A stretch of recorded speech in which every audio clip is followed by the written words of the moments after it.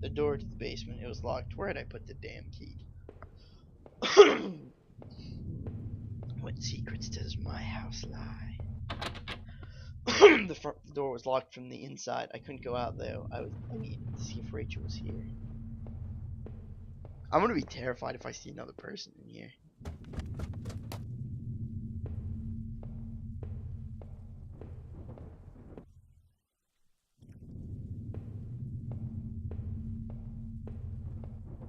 My television, I had purchased it before I knew I was going to lose my job. I felt pretty guilty about it afterwards, but by then it was too late. You need a good TV when you get laid off. You gotta have something to do. Whoa. Our hallway mirror had been smashed, its pieces scattered around the floor. Our sink, which needed to be replaced, one of the taps always stuck, but I hadn't gotten around to fixing it yet. We were lucky enough to get a house with one of those wonderful old claw-footed bathtubs. Nothing about the toilet. I feel that this room was just a waste to put in. There's too much. That was too much detail. My laptop had been left on and it only had a tiny bit of power left. On the screen was a website about the old water tower. There's a key on the top drawer of my desk. Did I take it? Yes. I pocketed the key.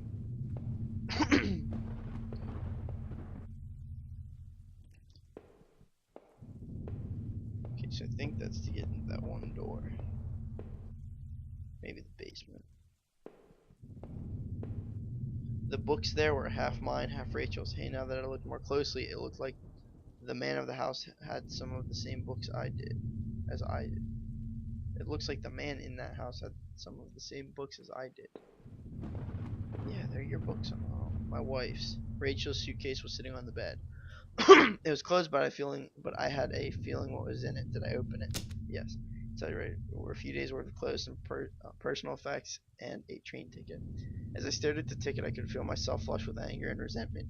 The date and time matched the receipt I had found.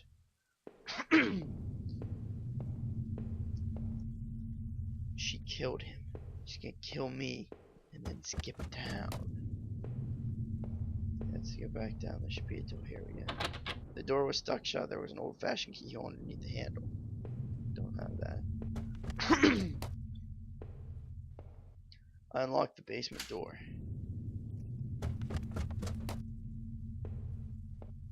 There were old Christmas decorations in the box. Why doesn't he just turn a light on? The garbage bags were stuffed with old paint cans and supplies. There was a dirty old key. Did I take the key? I know where that goes. There were old clothes too and other things we obviously hadn't thrown out yet.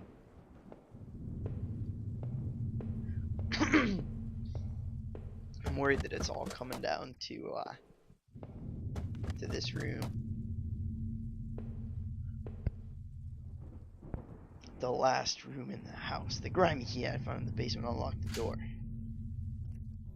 It looked like the room had been tossed around. The furniture was a mess. Did somebody break in here? There was an old crowbar on the floor. Did I need to take the crowbar? Yes. I lifted the heavy crowbar. I appreciated its weight.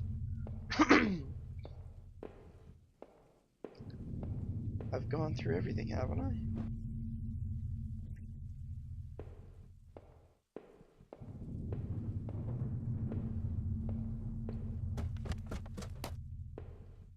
Now what? Do I leave?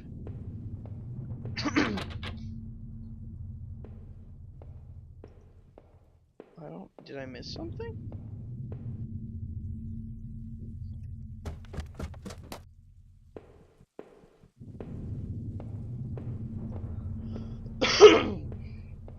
Did I miss? Oh, here we go. Did I break through the wall with the crowbar? Yes.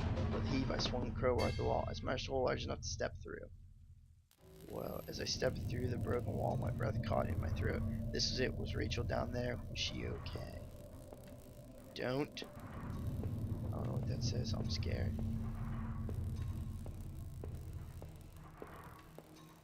What says jellyfish? Oh shit. Don't look. A filthy looking pile of rags had been dumped in the corner. The stench of them was awful and made my eyes water. I was terrified even to touch the pile to see what lay within, but I knew I had to. I'd come this far. After all the searching, after all I had seen, when I looked within the rags, did I finally find my Rachel?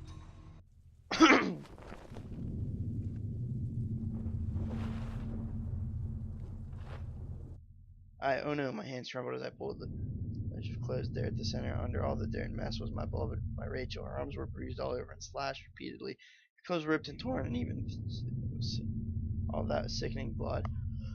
It was obvious she'd been stabbed to death. The knife carried all this way. It suddenly seemed like a poison. Was what happened, Rachel? Who did this to you? I thought about all I had seen and wondered if any of it could help me figure out who had done this.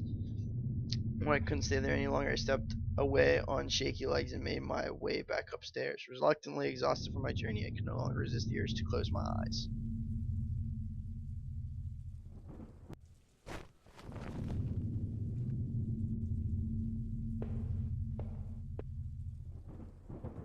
Maybe I would use some of Rachel's travel books and find some place to get.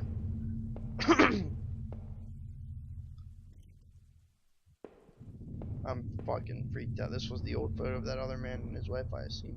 Found it in that house. I recall those faded remains. A lot of fun. I don't know what had he done there.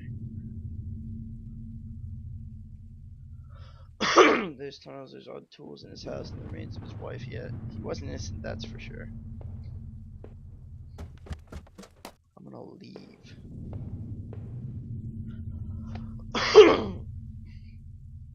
See if I can leave now.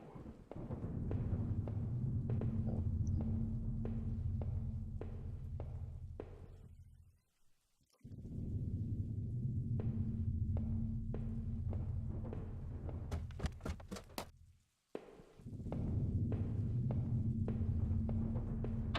I couldn't leave, not until I had thought about this some more. I needed answers. I don't know any fucking answers, dude. So is this the way I came in? My old office safe sat on the floor. Used it. Did I try to open it? Yes. What was the damn code again? I don't know.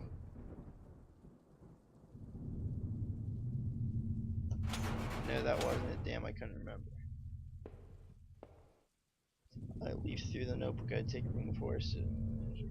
Heather, Olivia, Ashley, Cheryl, Iris, Daphne, Holly, Rose, Rachel. I recalled the names I saw scratched on my old desk deep within those musty tunnels. Was the man in that house really up to something? Keep looking behind me again.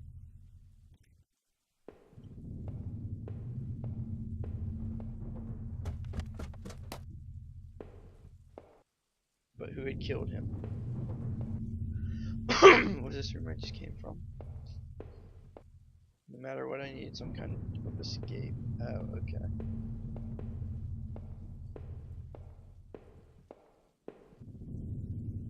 This is interesting. Wait, can I go up again? There's a door here. The reflection of that grimy glass is only shadow, a whisper. I still have the old time charm of that claw-footed bathtub that seemed like a cold comfort then. I'm not the toilet.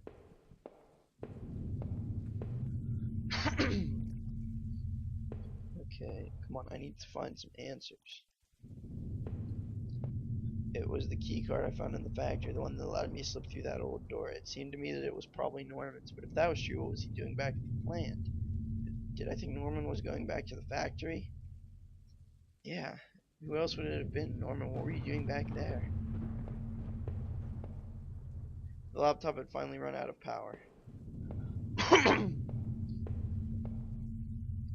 So he's putting all the shit that was in.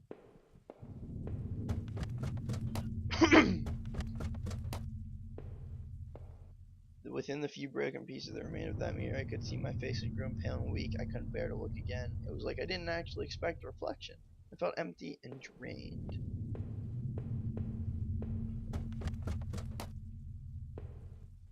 Okay, nothing there. Is this the old tossed up office? Oh yeah, because it's safe.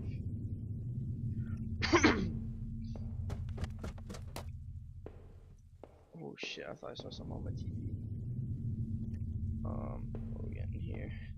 There would be no more dinners here, no more chit chat over breakfast, at least not for us. I must have locked the door. There was no reason to return to the backyard anyway. Okay. Looks like I just need to explore the basement now. I couldn't go back down until I gone over everything. I need to make sure I was perfectly clear. What else do I have left to go over? This is the front door, right? I couldn't leave.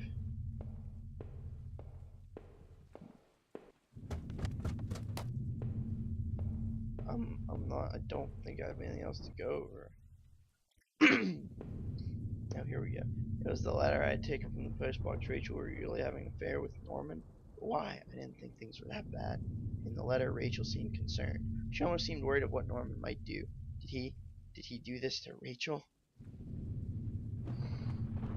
Say no. Norman may have betrayed me, but I didn't think he was capable of that. I hated him. I hated him so much, but I couldn't blame him for what had happened to my wife. From now on, I have no one to get angry with me for stupid things like buying this TV. I don't understand what's going on here. Whoever wrote this story did a really good job. But who had killed him?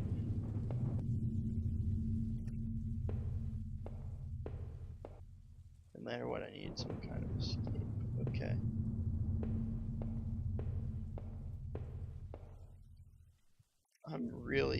I don't know what's going on here.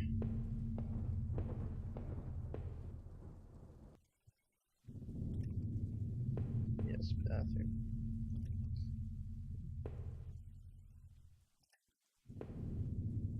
I had made up my mind. How long it had been left running.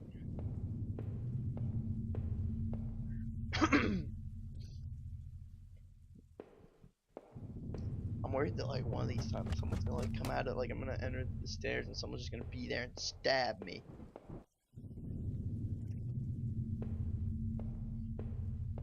See, I don't remember the 8-digit password. Was he the one responsible for it? I found him dead.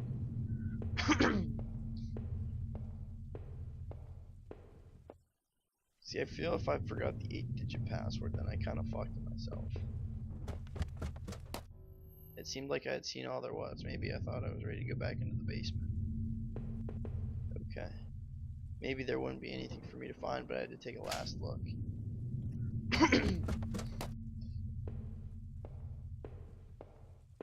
I'm scared. If I was guilty, I could take this to a warm, safe place and do something about it. Did I pick up the knife? Yes, I picked up the knife. I took the knife and kept it firmly in my hand. Now that I stood there, I realized I couldn't go back into that room again. I had already seen too much.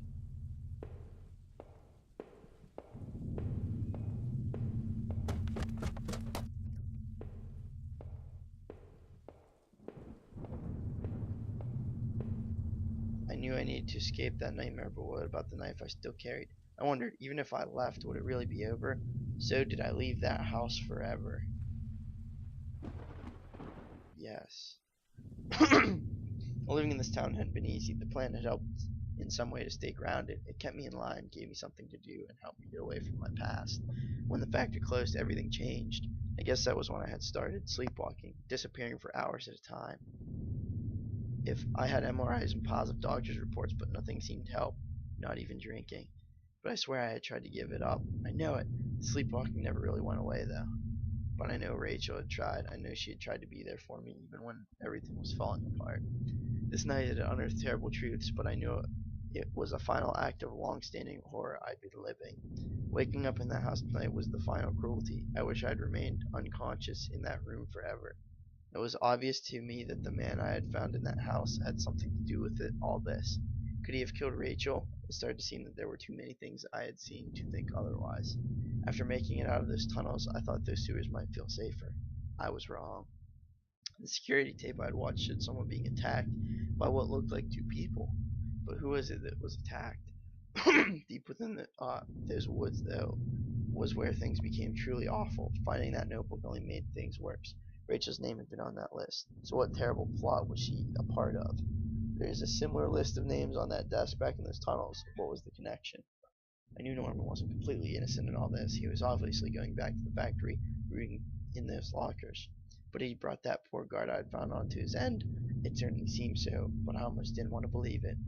After the factory, I thought I might find some solace if I could just get to Norman's store. But all I had found were more horrors and more questions. Now that I really consider it, that's when I should have seen it coming. Norman, what were you and Rachel up to? It was obvious things were more complicated than I'd ever imagined. How long had you been going behind my back? More importantly, why, Norman? Oh, sorry, this is a lot of reading. Whoever had killed Rachel had probably gone after you too. Maybe they knew about what you were up to. I would never have known peace, Norman. But despite your transgressions, a part of me really did hope that you would. When I had marched through the rain towards home, I desperately clung to the hope that this would end.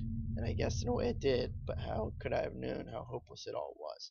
I had started to feel as disoriented as when I sleepwalked. To think of it now, I guess I should have known from the terrible silence that greeted me when I first stepped into our house and stood there in the kitchen. There was no sound of television, radio, even the air was still. But seeing Rachel there, lying ruined and discarded in the basement, that was a horror I could never have imagined. I didn't know if I'd ever find the answer I craved, but I knew that somehow that other man I had found was responsible for all this. If not directly, he must have had a hand in Rachel's death. So what was I doing in that damned house of his? Had I found out? Had I killed him? My damned condition made it difficult to know. Memories and time frames were always a mess, and I could never be sure. Knowing that man was dead, though, was cold comfort. My wife had gone, and no matter what happened to me, I was lost forever. As I swung open the door and I stepped out into the air, I caught a scent of wet grass and frogs. Rachel, my beautiful wife. Just the thought of her again, cold and inert, shook me from head to toe. What would I do now? Who could I turn to? It would only be a matter of time before police got involved, before the neighbors knew. The front lawn was soft and giving beneath my feet, and I couldn't shake the urge that I shouldn't stand there, but rather that I should run. I knew I did it. I was the murderer. Oh, I called it. Son of a bitch. Oh, I had to be the murderer. That didn't make sense. I had to like sleepwalk and kill those people. God damn, I hate games that have endings like this. Well, I hope you enjoyed these videos as much as I have enjoyed making them, and be sure to check out my Let's Play for Limbo, and have a good day.